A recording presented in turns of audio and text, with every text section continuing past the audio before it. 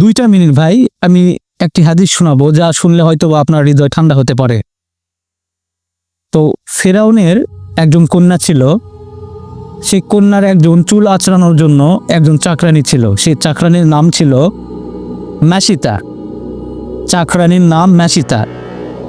তো একদিন ফেরাউন কন্যার চুল আঁচড়াতে গিয়ে তার হাত থেকে চিরুনিটি মাটিতে পড়ে যায়।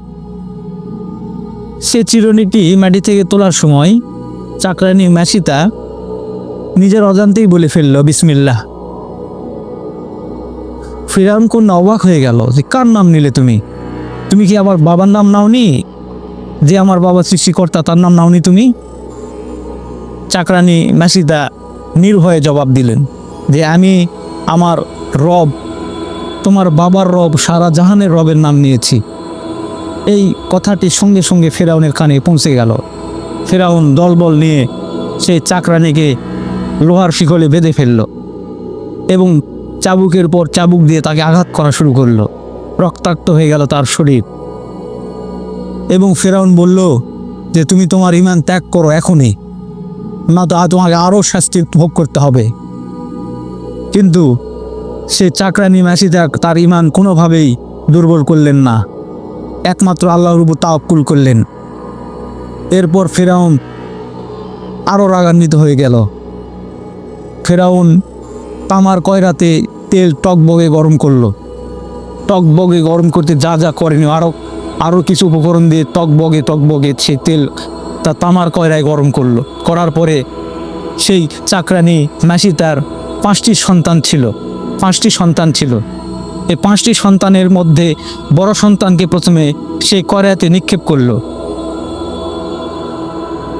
এরপর একে একে বাকি 4জনকেই কয়রাতে নিক্ষেপ করলো। নিক্ষেপ করার পর কিছুক্ষণ পর দেখা গেল যে কয়রা থেকে হাড়হাড্ডি ভেসে উঠছে সে বাচ্চাদের। সে চাকরানী ম্যাসিতা কেঁদে ফেলল। তাও তার ঈমান, তবুও সে সময় তার ঈমান শক্ত ছিল। তো তার একটি সন্তান মাত্র ছিল, দুগ্ধ পোষ্য শিশু, দুধ পান করছিল। ওই অবস্থায় দুধ পান করছিল।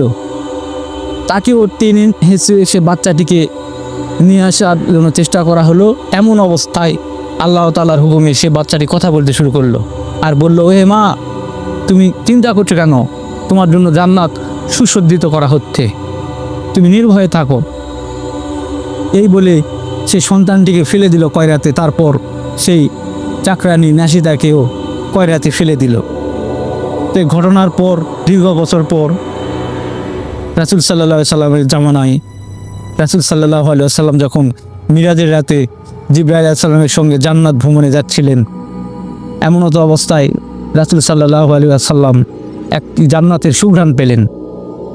তিনি জিবরাইলকে বললেন যেটা খুবই ভালো একটি সুঘ্রাণ। জিবরাইল বললেন যেটা মুসা নবীর জামানার একজন চাকরানী ম্যাসিতা এবং তার সন্তানদের জান্নাতের সুঘ্রাণ। সুবহানাল্লাহ, সুবহানাল্লাহ।